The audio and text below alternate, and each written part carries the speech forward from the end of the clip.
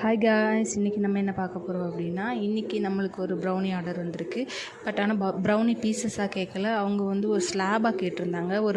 ஒரு குட்டி பையன் பர்த்டேக்காக அப்படி ஸ்லாபாக வாங்கிட்டு போய் கட் பண்ணுற மாதிரி கேட்டிருந்தாங்க. ஸோ இன்றைக்கி நம்ம எப்படி பண்ணுறதுன்னு பார்க்கலாம். இதுக்கு வந்து ஃபஸ்ட்டு நம்ம சாக்லேட்டையும் பட்டரையும் மெல்ட் பண்ணியாச்சு. இப்போ ப்ரௌன் சுகரை ஆட் பண்ணிட்டோம். எல்லாமே நம்ம ஹெல்த்தியாக தான் பண்ணுறோம். எதுலேயுமே இதில் கெமிக்கல்ஸ் எதுவுமே கிடையாது. நம்ம ப்ரௌன் சுகரும் இதுக்கு வந்து நம்ம பீட்ரு தான் யூஸ் பண்ணணும்னு இல்லை, இதை நம்ம விஸ்க் வச்சு கூட பீட் பண்ணிக்கலாம். அடுத்து நெக்ஸ்ட் பார்த்திங்கன்னா நம்ம எக்கு ஆட் பண்ணுறோம். இதில் ஒரு 3 எக்ஸ் ஆட் பண்ணியிருக்கேன்.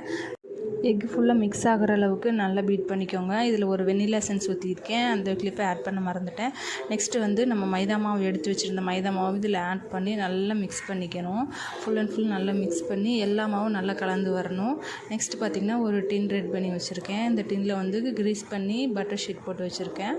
அந்த பட்டர் ஷீட் போட்டதில் நம்ம மிக்ஸ்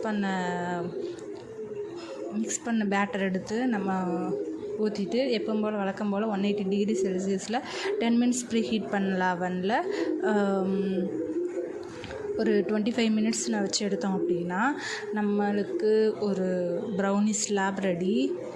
உங்களுக்கு இந்த மாதிரி ப்ரௌனி ஸ்லாபோ பீசஸாவோ வேணும் அப்படின்னா இப்போ பொங்கல் ஆஃபர் போயிட்டுருக்கு, அவைல் பண்ணிக்கோங்க. 1/2 kg ஒன்லி 400 மட்டும்தான்.